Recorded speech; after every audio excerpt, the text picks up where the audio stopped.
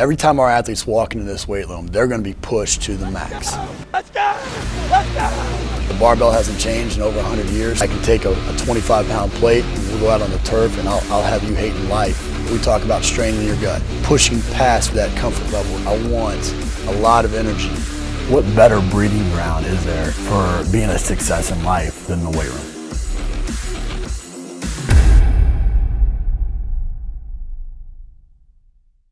Hey guys, welcome back to Iron Game Chalk Talk. I'm your host, Ron McKeefery, and this is episode number 217. Really appreciate you guys listening each week. Really appreciate those of you, especially that share, like, follow the podcast. Just helps me help as many coaches as I possibly can, which is my mission, the reason why I do what I do. Also want to thank our sponsors, and specifically Sorinex for sponsoring this episode. The show really isn't possible without them, and I only partner with companies that I believe in, that have the same mission, that have a deep desire to want to give back to the community, and Sorinex is definitely one of those brands. This week, joined by Jim Krumpos. He's the Assistant AD, Director of Olympic Sports for strength and conditioning at the University of Arizona. And, man, I really appreciate you coming on the show, brother. Hey, I appreciate it, man. Thanks for your time. Jim, you've been, Cal State Fullerton, Miami, UNC Greensboro, I think, right? Charlotte, yeah. Or Charlotte, I'm sorry, UNC Charlotte. And then 3 different stints there at Arizona. And what I want to kind of get into, that's kind of unique. I mean, being at that place 3 different times. You're from Arizona. But I'd like you to go into kind of what you've learned and how you grew as a coach in each one of those different stints. Yeah. Good question. I would say, first time in Arizona where I cut my teeth, really got into just learning the basics, how to push guys, basic lifting technique, and really kind of got into that, how a lot of us start off, worried about squat maxes and deadlift maxes and that kind of stuff, and power production. Then I go to Charlotte, start working with some different teams. That's where I really kind of got into the basketball world, working with basketball. And then that kind of drew my attention and my focus on to doing some stuff individually with guys and girls, and having some smaller groups, and really looking to say, hey, well, at the end of the day, it doesn't matter if this kid deadlifts or squats. If they're getting better, their vertical's going up, their body comp's going up, and they're healthy. That's what coach really cares about in this world, in this basketball world. Are they fit? Are they healthy?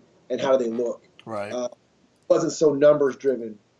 Then I get the job at Fullerton, the head job there. I think what I learned there the most was just how to be efficient with my time, how to train. I had 8 teams I was responsible for there individually. I had a very small part-time staff, and so that really taught me how to be responsible for 200 plus athletes by myself, really, with because my staff had their own teams.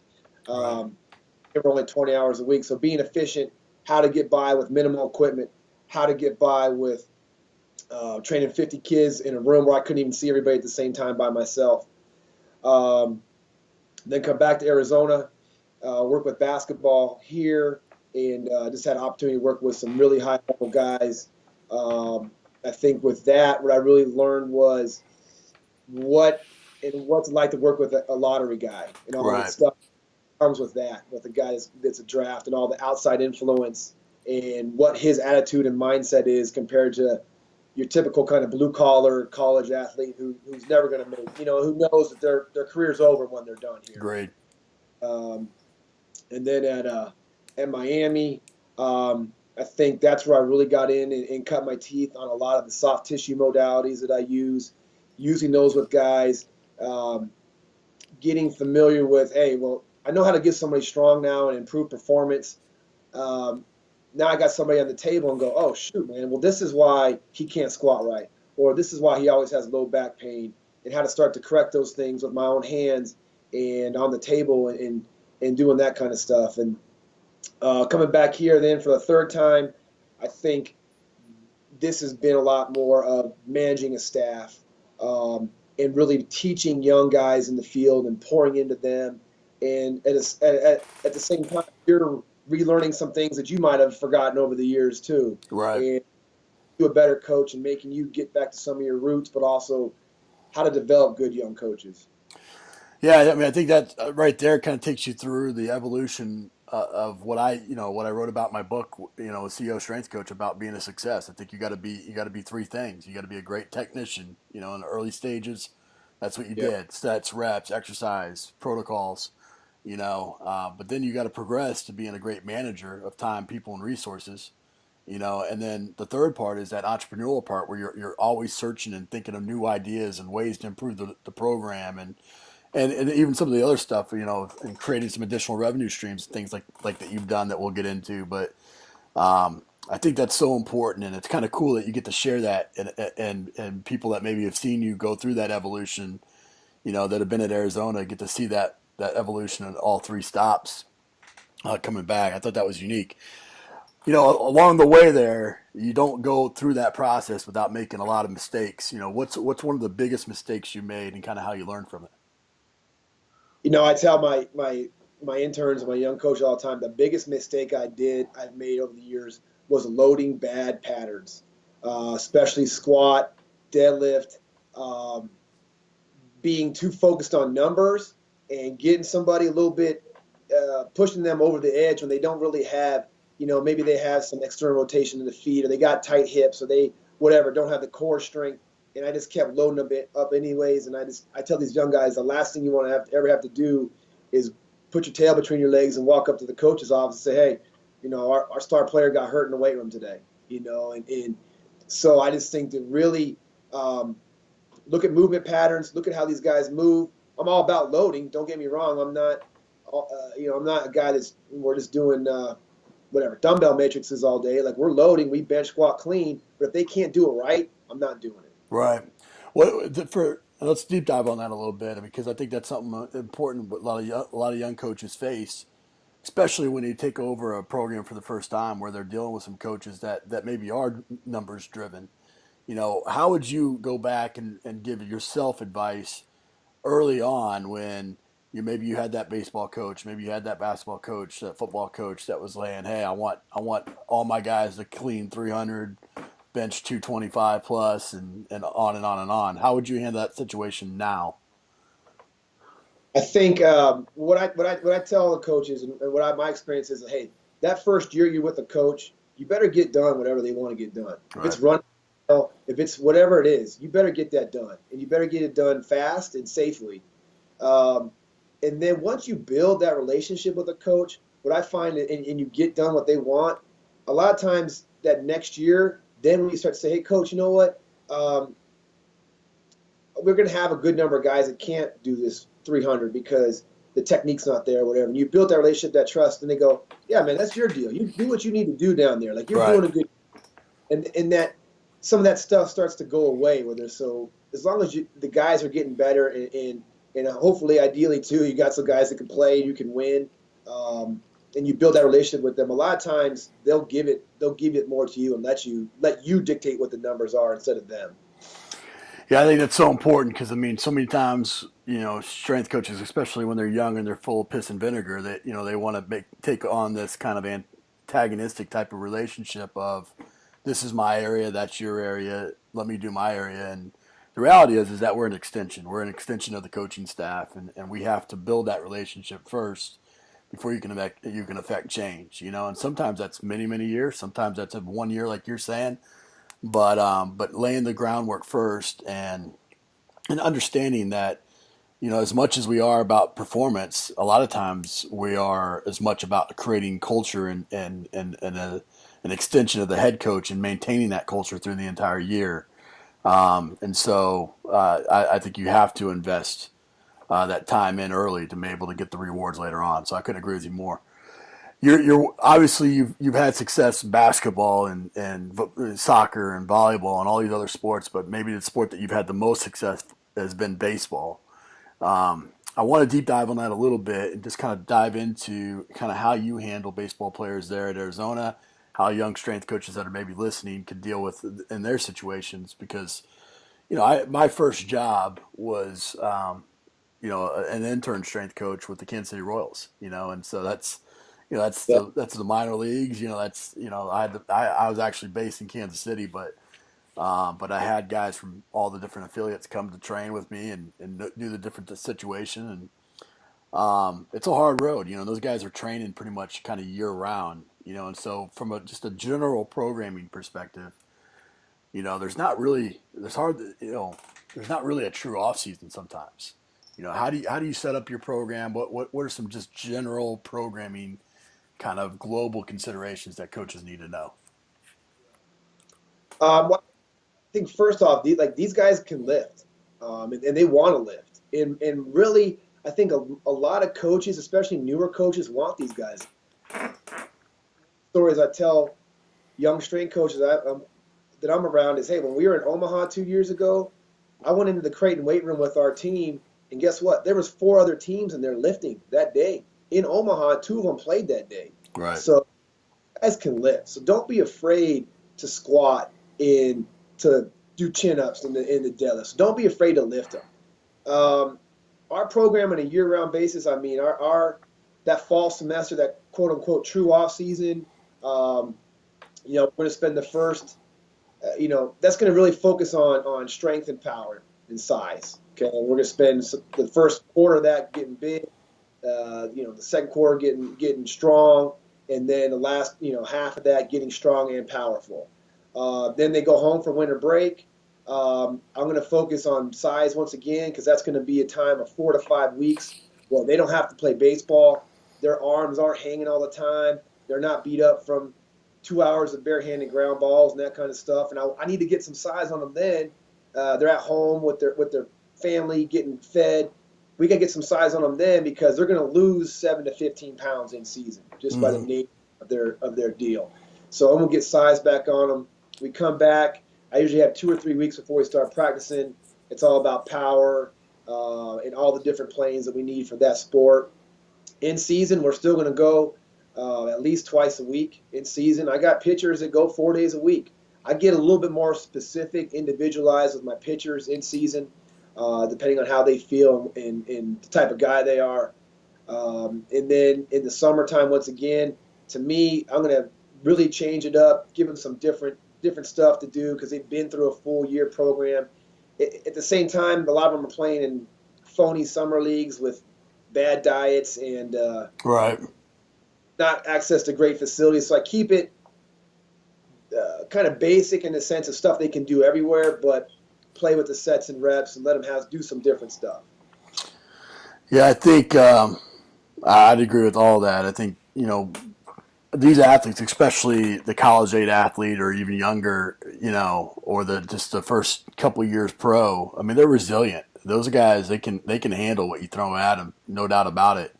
And they're going to rise or sink to the level in which you provide a stimulus. And so you get, creating that culture in which they do train year round and their body's adapting and understanding that they're going to continually train throughout the year. That's how you can continue to train. You don't go through these pockets of going through fall ball and not doing any lifting or Cape Cod League or something like that where they're not doing anything. If they continually train, they can continue to do it throughout. And I think what you've done a good job of, just watching some of the videos, some of the things that you've done there is creating this culture to where the guys, they want to be in the weight room because they feel invincible when they're going out there, deep in the season, because they are, trained and continually going. So I think that those are the things that you're doing such a good job of that I think coaches that are listening need to continue to draw upon is that it's not a phase out of the year. It's a continuous thing. You mentioned in there position specificity, and I think that's something that a lot of coaches deal with. My pitchers got to be trained differently. No overhead lifts, no barbell bench press. Maybe there's a difference for the catchers or infield versus outfield or whatever. How do you break up your training per position? And is there kind of a meat and potatoes program and then some sprinklings of dessert in there, or is it something where every program is individual to the position that they play? Yeah. So I get pretty specific because I have the facility and the staff to do that. I got 3 other guys out there with me. So generally we have kind of a first-year position player, first-year pitcher program, then a second-year position, second-year pitcher program. I kind of just throw the catchers in there with the position guys. And then after that 2 years with our juniors and seniors, then they might even be on an even more individualized program if they know what they're doing, they put the work in. So I might have 6 to 8 programs going on when those guys come in as a group, and then obviously they have their individual stuff, even more specific. But I mean, I think at the end of the day, you know what, man? Like I had pitchers last year. I had some pitchers that did very little pressing, but we still did chin-ups and all sorts of row and pull variations. And I had pitchers last year that did barbell bench. Right. As long as they did the mobility stuff that they needed to do and the stretching and the flexibility, like they were fine. They loved it. And then other guys are a little bit more sensitive with that stuff. But I mean, in general, we make sure we do more volume and pulling than pressing. You got to do a good job with taking care of their arm, and that's just the soft tissue stuff and the mobility stuff. I think if you do those things, you don't load up their traps all the time. You keep them loose. I mean, they can train, man. And that's one of the things I like to pride myself on is, hey, we're not overdoing. We're not smart. We don't have knock on wood, all these Tommy Johns, all those issues, but we train, man. Like my pitchers curl and we do chin-ups, and you know what? Doesn't mean every day. And that doesn't mean we're smart about when their bullpens are and when their outings are and that kind of stuff. But if you do a good job, which takes time in staff of the mobility, stretching, and the progressions, you can do that stuff with them. Right. With as much as you guys, it's a long of a season as it is, as much as you travel, what have you found? Give us some tips and tricks along the way that you found to really kind of from a nutrition recovery standpoint to getting training in on the road. Has there been anything that you've done that you think is maybe specific to what you guys do that would be a benefit to others? I think you kind of touched on it a couple minutes ago. I think the number one thing is consistency. And I fight for that right off the bat with my coaches. Like, hey, listen, I get it.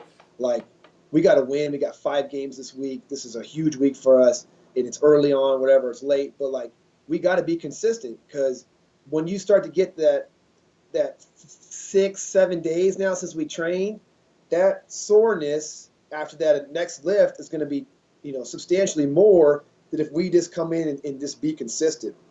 So a lot of times, to me, I'll take coming in just for a 35-40 minute quick lift, instead of taking if that's all I can get in a 5-day period, as opposed to taking a week off and then coming in and getting an hour. Like, so a lot of times, I really try to build that culture. Hey, where guys have an off day, and I get that some of them need an off day, but a lot of them come in and they'll just hit a quick 30 minutes and keep that consistency throughout the year. And I think especially consistent with whatever your core compound movements are, right? Like, you can't take a week or 2 off of squatting in the middle of the season, then come back and squat. Like, you probably missed that window of squatting for the rest of the year. So stay consistent with your squatting, even if you have to lower the load. I'm not saying go 50%, but be consistent. And then on the road, I would just say being proactive as far as finding places to train. Most of us out there are pretty good dudes. Most of us out there, hey, if you are just considerate of that facility, considerate of that coach's schedule, and proactive, they will let you get in there and get a lift in. It might not be at the exact perfect time you want it, but most guys I find are willing to help you out. Right. Guys as well. Yeah, I think that's something that, it's just so, I mean, I've been on both sides of it. I've been in the situations where, athletic departments or a head coach is like, you don't want anybody else in your facility. But the reality is that we're all in this together. There's a bigger picture there. And, we should be fighting as strength coaches to try to get it to where that's not, if we lose a game because somebody used our weight room, then we got bigger problems, I couldn't agree with you more on the travel thing. I think one thing that I would add to that we did quite a bit of was we created what we called flyaway kits that were, little, packs or cases of certain types of equipment, TRXs, kettlebells, bands, that we were able to get at least a training session in on the field if we needed to. And it's maybe not the best, but in terms of the best choice for resistance, but ultimately you can still, I mean, all of us can take somebody out on the field and then 25 minutes have them hating life, with just a 5-pound plate. I mean, we can make that happen if we need to. So, no, I like all that. I want to flip gears a little bit. There at Arizona now on your third stint, you've got the title of assistant athletic director. I had that title at South Florida as well. What do you think is the significance of that title is for strength coaches, and why they should pursue that at the institutions that they're at? A good question. I think the significance is as you go through your career, kind of like we talked about, you get to that point where now, like, the administration sees you in your area as a real significant part of where this department is going as a department. Where, when we first started this thing, for me, 20 years ago almost, like, I don't know if that was really the goal. It's kind of like they knew people were working out down there, and kind of people knew it was important, and it kind of is what it is. I mean, I heard an AD one time tell a strength coach that I get a monkey to do what you do. So I think that's basically what the Big 12 strength commissioner just got done saying, right? Did you hear that? No, I didn't hear that. No, it's basically what they just said about strength coaches. Really? Yeah. So I think it gives the field some respect as a field to the department. I also think that, it shows that you have an area, right? You have an area that really, at the end of the day, these kids spend more time in than anywhere else as far as year round. And as you progress, I think, one of my goals was, hey, listen, I love training guys, and that probably will never die. But also, too, like me in my career, I was like, I actually like running a department, too. I like helping young strength coaches. I like managing a staff. And, I don't mind sitting in on some of these meetings as a department and say, hey, where are we going as a department, and how can strength conditioning help, whether it's facilities, financially, whatever, and helping team up with the training room and sports psychology and nutrition, and being able to really express what our field does for these athletes to the administrators. Because a lot of times, if you don't have that title, you don't have a lot of contact with the administration, and they might not really even know or value really what you're doing as a department. I agree with you 100%. I think, professionalism as a whole, we got as a profession, we have to strive to be viewed in better terms than just being that meathead strength coach with coaching shorts on and a t-shirt and a whistle. We have to be the educated professionals that we are, and part of that is playing that game, with the rest of the administration. But I often say it's one of the reasons why I titled my book CEO Strength Coaches. I think strength coaches are basically CEOs of small businesses. And if I was just on the street and I was running my own business and I had a group of about 12 employees, 15 employees, and I had an annual budget of about $3 million, then I would be called a CEO, But most strength coaches, that's what you do. You put them in the room, and when you went through the remodel at Arizona, you were in charge of probably about $1 million. We have to have that kind of our administrations have to have that amount of confidence in us. We have to carry ourselves with that amount of professionalism. And I think that you can always affect more change from within than being on the outside, always working through a mediator of some sort of assistant athletic director or associate athletic director, instead of being in that room kind of fighting and pleading your case. And ultimately, if we're all doing it for the right reasons, most of us do, it's we're fighting for the athletes in those meetings a lot of times. And I know that you do that.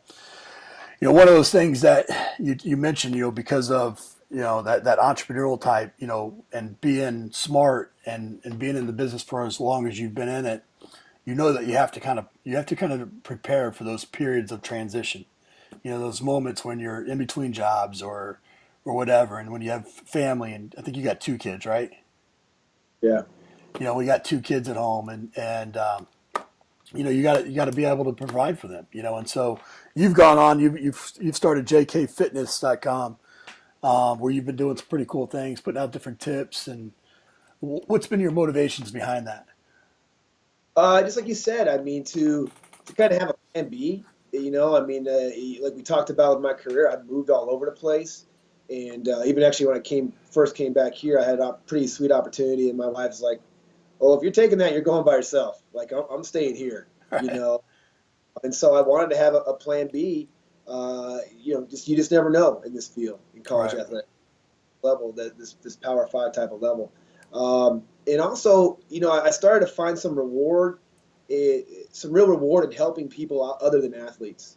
Whether it was just people that were looking for general fitness, or just getting moving again, and they had some back problems, whatever. So, a lot of times those people are really appreciative. Which a lot of times, let's be honest, a lot of our athletes aren't appreciative. They see this as something they have to do, and a lot of times you got to be this motivator every day, and where these kids aren't intrinsically motivated, but and so that can kind of be a drag on you, really. And so I was able to help some people, and I was like, man, what does this look like big picture? How can I help more people? But also at the end of the day, none of us have the time, right? We're all working 12, 14-hour days. So Right. into some of this online stuff to help people, to maximize my time, to maximize the number of people I can help, obviously for extra income and a plan B income as well. Yeah, I think that's fantastic, and I think more coaches need to, what usually happens is a coach gets to a situation where they don't have a plan B. They're forced to kind of, all of a sudden they get let go from a position or something, and there is no plan. There is no audience, or nobody willing to buy a product or something that you create, or a concept of what that business looks like in any capacity. And so having some things, and kind of having a plan and doing it as you can in a passive way throughout, and building that kind of tribe is smart. But I think also just understanding the volatility of the profession, and knowing that, at best it's probably a 10-year stint at one place. It's maybe just a few years, and ultimately you have to have a plan for those periods of transition. And lastly, I think the most important thing in that is, if you don't put out that information, then who is? Yeah. It's these internet gurus, these fly-by-night trainers that get some weekend certification, that don't have any kind of nearly the expertise or knowledge that you do. And, they're putting out this stuff, and that's the vision that people get of our field, instead of the people that should be doing it, like yourself, that are putting great information out there to the masses. And so I applaud it. I think it's the right thing to do. I think more coaches need to, don't take away from what you're doing. Try to find a way to build around it. But I think it's such an important step for coaches. We end the show here, Jim, with some resources. Give us the best piece of coaching advice you ever received. Oh, the best piece of coaching advice. Man.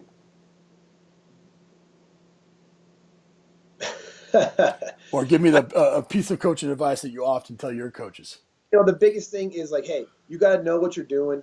You got to have that. And I see this with the young guys, right? They have all the book knowledge, but can you coach? Like, we are coaches, right? Like, you can know anatomy, physiology, sets, reps, programming, but can you take 40 guys through a workout by yourself?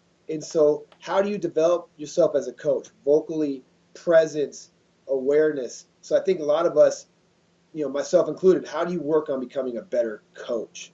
And work on that just as much as the knowledge base of it. I think I agree 100%. What about a book, app, website recommendation? You know what, man? I'm a huge Charles Palkman guy, so I love Strength Sensei. I love that. A lot of the information he puts out there. I think app-wise, Bridge Athletic. That's the app we use here to develop to give all of our athletes their programs. It's a sweet app they have on their phone, even when they're not here with us. They have their programs in an app with videos and the sets and reps and all that stuff. Love them. They do a great job with us. Books. I'm a big fan, I think, for a lot of us, because we get bombarded with all the textbooks, all the programming, all the strength stuff. But I think if you really start to look at some soft tissue stuff, Stretch to Win by Ann and Chris Frederick, that's a great place for a lot of us to start and to really look at some different ways of stretching the fascia, the joint capsule, foam roll routines, and as opposed to just kind of your traditional feet together, hanging down, stretching. Like to start branching out for some stretching mobility stuff. Those are all great resources. Well, man, I really appreciate you taking the time and jumping on here. And it's obvious to me that you do things for the right reason, and with your athletes, but also by your family and by the university, and it speaks volumes to the rest of the community. So I appreciate that, man. Thank you. That's it for this episode of Iron Game Chalk Talk. Thanks to this week's guest as well as our sponsors for bringing this episode to you for free. Make sure to check out ronmckeefery.com, where you can join our mailing list, find the show notes, including all the links and resources mentioned, and information about Coach McKeefery's other products. While you are there, please join Coach McKeefery in the comments section thanking our guest for sharing. If you haven't subscribed to Iron Game Chalk Talk on YouTube or iTunes yet, make sure to do so. Comments, ratings, and reviews are always welcome. Coach McKeefery can be found on Twitter at @RMcKeefery, on Facebook and YouTube at /Ron.McKeefery. That's it for this week. Be sure to check back next week for another great episode of Iron Game Chalk Talk.